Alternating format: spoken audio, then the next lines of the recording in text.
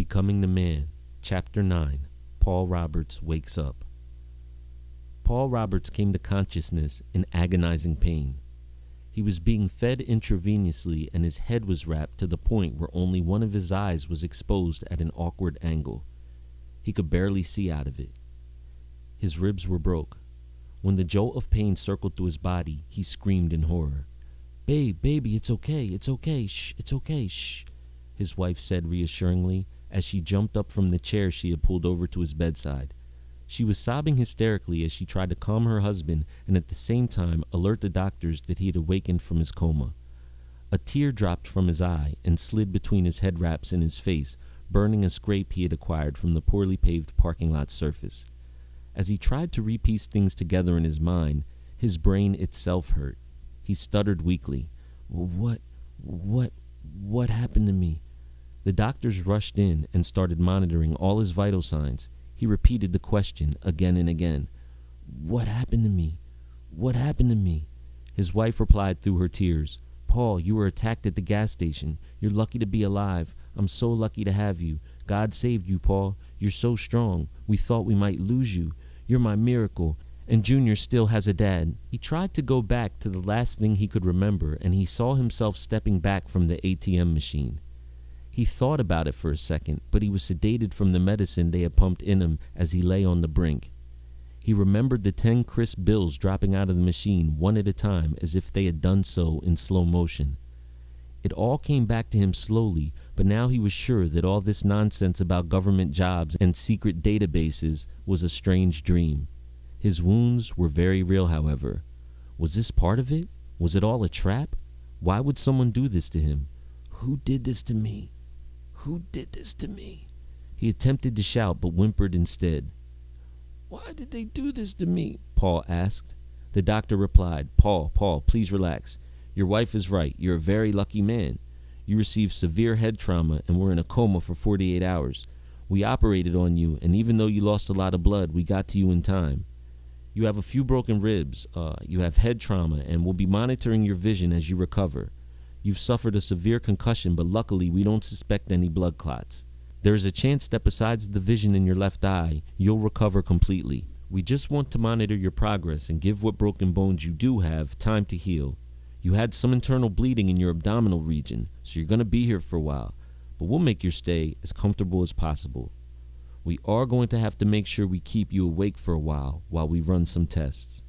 Another jolt of pain shocked Paul's system as his wife cried uncontrollably as he winced. The doctor would make sure he remained conscious by waking him up every hour on the hour every time he would doze off.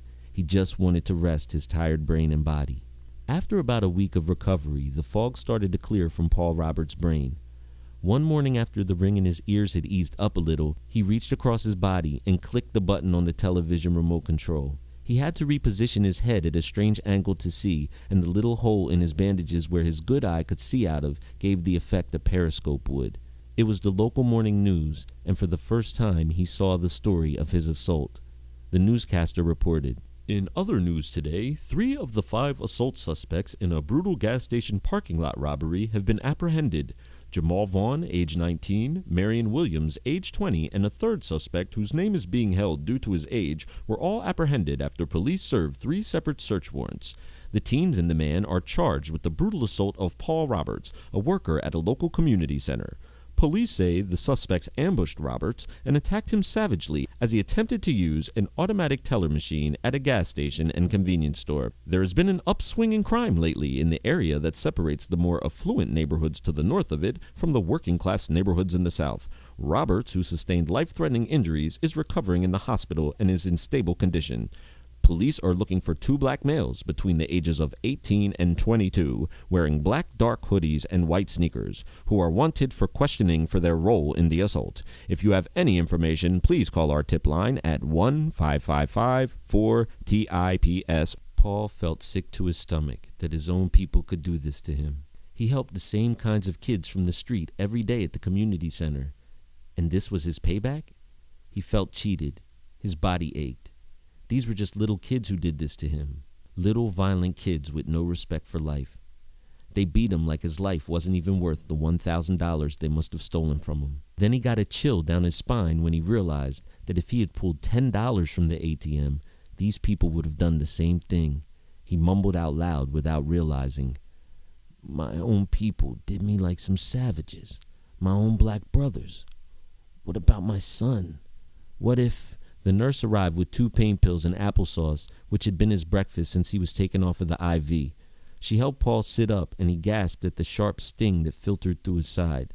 The nurse noticed the television was on and said, "If you're going to watch the TV, just make sure you don't watch anything too funny. You don't want to rip any stitches from the surgery, and remember, your ribs are still broken. Did you hear they caught a couple of the guys who did this to you? I just thought that was just a rotten thing. How can another human being do that to someone? Well, you don't worry, Paul, because you will be back on your feet in no time. I believe in karma, and these people will end up paying for what they did to you, and you are going to have a blessed life because you are a fighter." Paul jokingly replied in pain, "I don't know about a fighter. Looks like I blocked everything with my face." The nurse shook her head and replied, "Well, if you need anything, sweetie, all you have to do is hit the button. We're all here for you." "Thanks," said Paul as he lay back down and tried to clear his mind. The pain was a great distraction from the events that led up to his assault. "They probably have the card too,"